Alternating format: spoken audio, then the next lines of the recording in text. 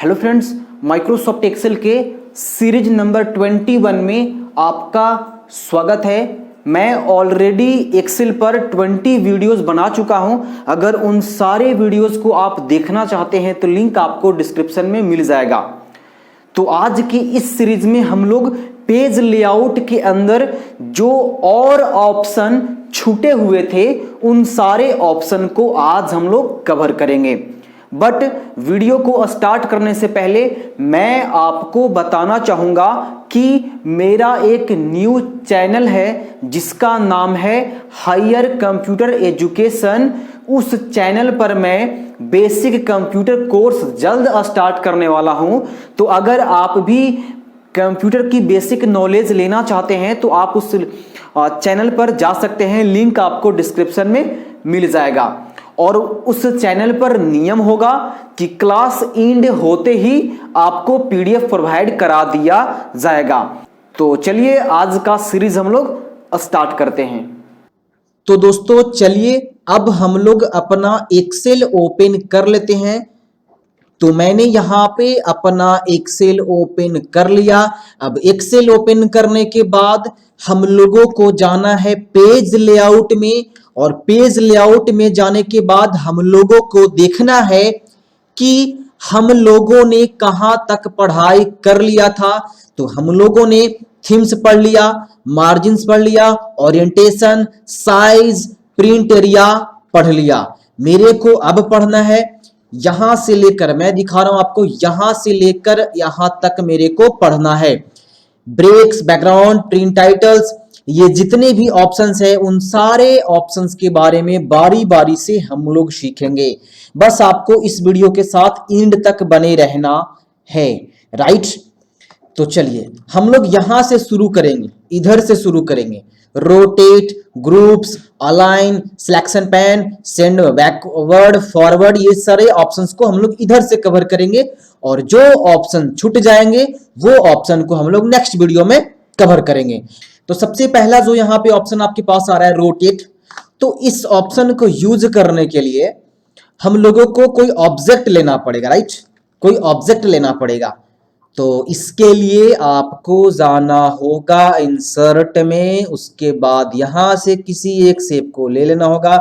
आप चाहें तो किसी भी तरह का शेप ले सकते हैं।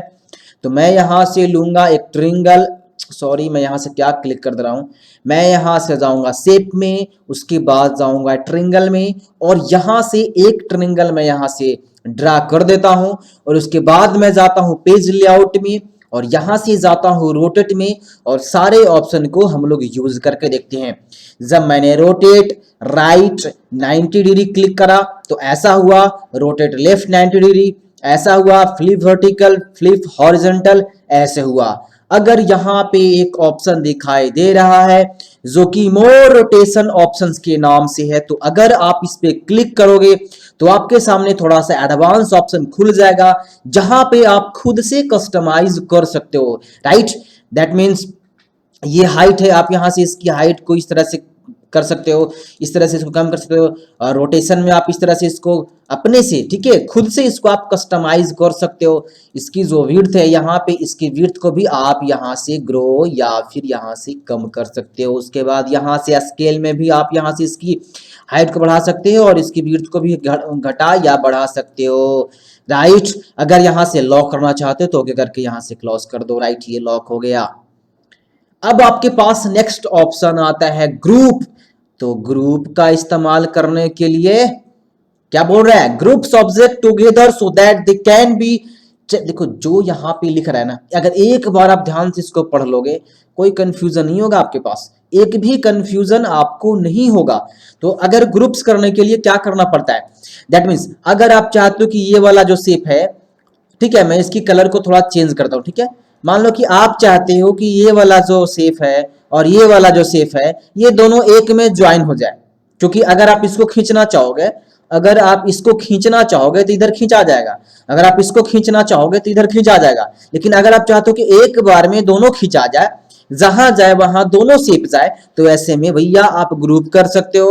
अब ऐसा नहीं है कि सिर्फ और सिर्फ किसी दो ऑब्जेक्ट को आप ग्रुप कर सकते हो, आप दो से अधिक ग्रुप दो से अधिक शेप को भी आप यहां से ग्रुप कर सकते हो। इसके अलावा आप टेक्स्ट को भी ग्रुप कर सकते हो। दो से ज्यादा 10, 20 जितने चाहे उतने टेक्स्ट को आप ग्रुप कर सकते हो और जहां चाहो वहां ड्रैग कर सकते हो।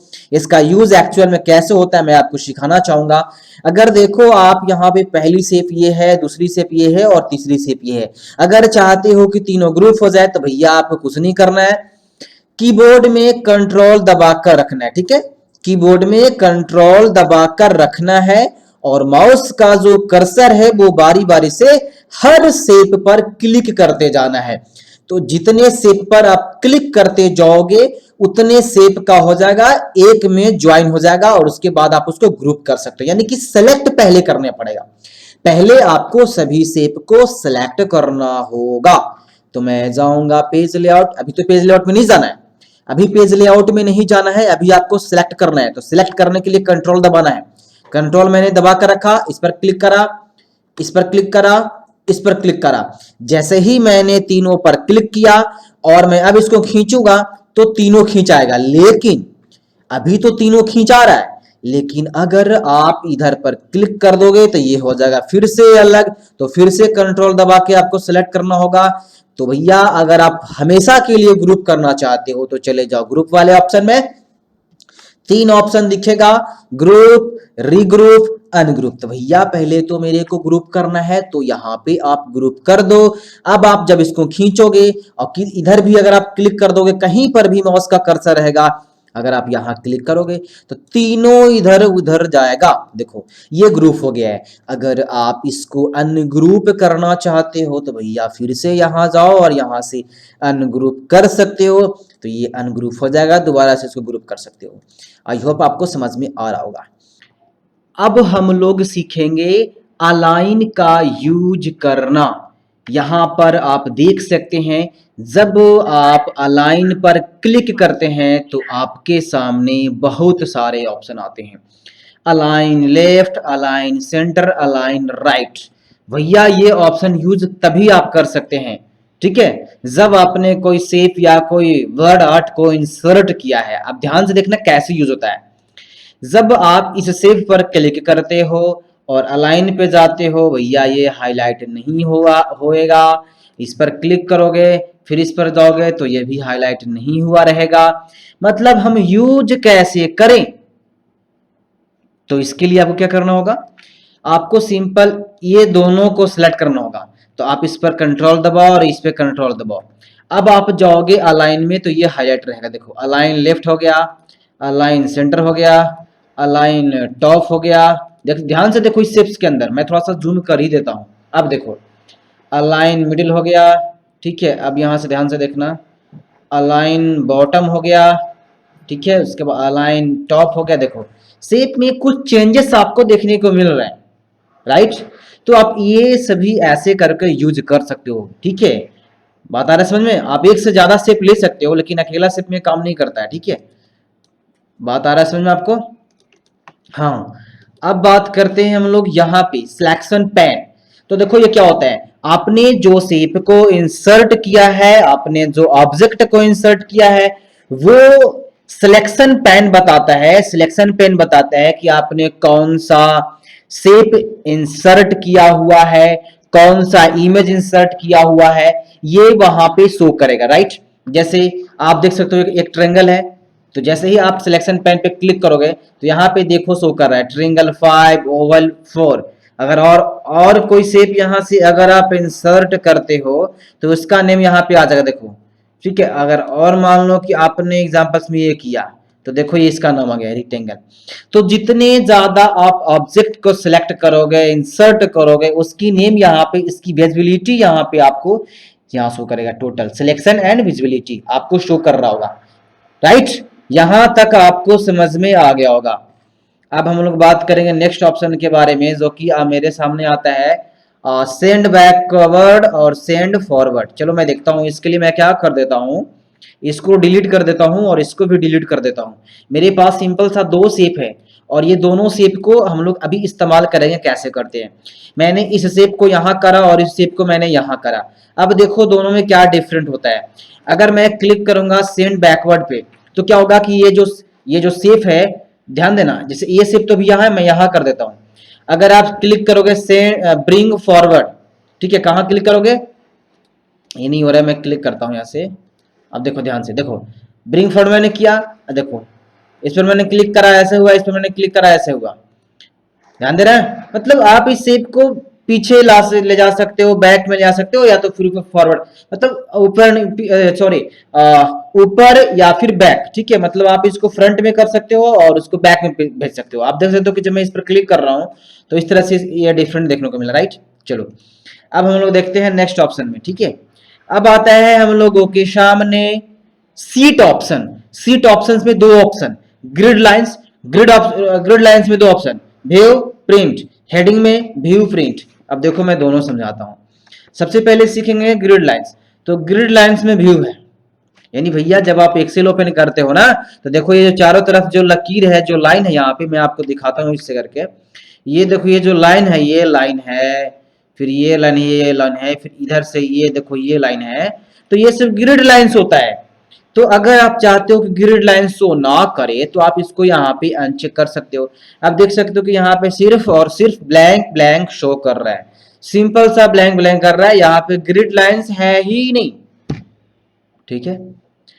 तो मैं यहाँ पे शो कर दूंगा, राइट। अब आता है प्रिंट, राइट। क्या आता है, प्रिंट।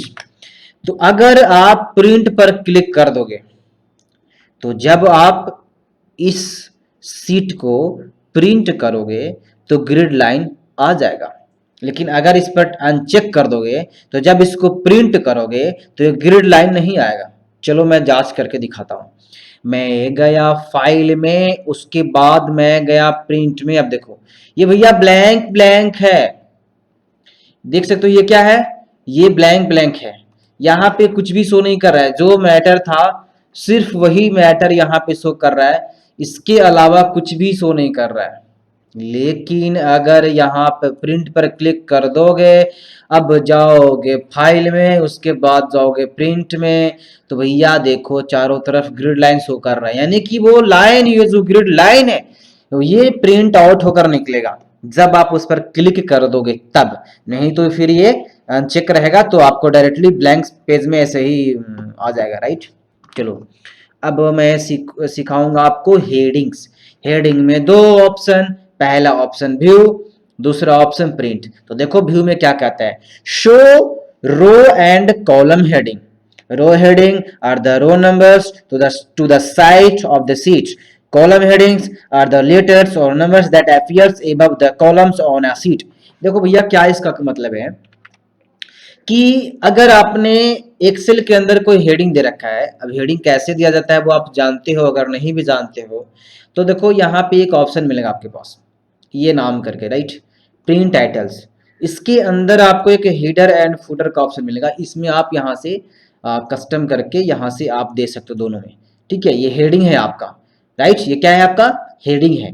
तो वही हेडिंग्स आप दे सकते हो, राइट। नहीं तो आप चाहो तो एमएस वर्ड की तरह भी इसमें आप हेडिंग दे सकते हो। लेकिन भैया क्या कर रहा है, व्यू, यानी जब देखो अभी ये आपका हेडिंग व्यू रहेगा, मतलब दिखाएगा हेडिंग। अगर आपने हेडिंग दे रखा है, जैसे मैं यहाँ पे दे देता हूँ, जैसे एग्जांपल्स में मैं यहाँ दे दिया, अगर मैंने यहाँ पे हेडिंग दे दिया, ठीक है, ठीक है। जैसे मान लो कि मैं कहाँ दिया, मैं दोबारा जाता हूँ यहाँ पे हीडर एंड फुटर में, ये हो गया हीडर आपका, और पेज 1 पे रहने दो, पेज 1 पे मैं दे देता हूँ, और कुछ भी यहाँ पे मैं लिखकर तीनों दे देता हूँ, और उसके बाद मैं यहाँ से प्रिंट प्रीव्यू करके अब दिखाता हूँ आपको। देखो एक मैं जूम करता हूँ, एक यहाँ पे है, एक यहाँ पे है, और एक यहाँ पे है, और एक और नीचे भी, तो पेज नंबर है, ठीक है। पेज नंबर मैंने सेलेक्ट किया था इसलिए ऐसे हो गया, तो मैंने 3 जगह दिया था तो ये सिलेक्ट हो गया। लेकिन अगर आप इसको व्यू पर नहीं क्लिक करोगे, अब अगर जाओगे यहाँ से प्रिंट में, तो देखो यहाँ से शो कर रहा है, गड़बड़ हो गया वीडियोस में। तो चलिए अब हम लोग सीखेंगे हेडिंग्स, और हेडिंग्स के अंदर आता है व्यू और एक होता है प्रिंट। अगर आपने एक्सेल के अंदर हेडिंग दे रखा है, अगर हेडिंग देने नहीं आता है तो आप इसमें प्रिंट टाइटल्स में जाकर दे सकते हो और वेट करो, मैं इस पर एक स्पेशल वीडियो भी बना दूंगा। तो अगर आपने एक्सेल के अंदर हेडिंग दे दिया है तो आप व्यू करोगे तो हेडिंग शो करेगा। ध्यान देखो, अरे यार मेरा बुढ़वा का ही करती है।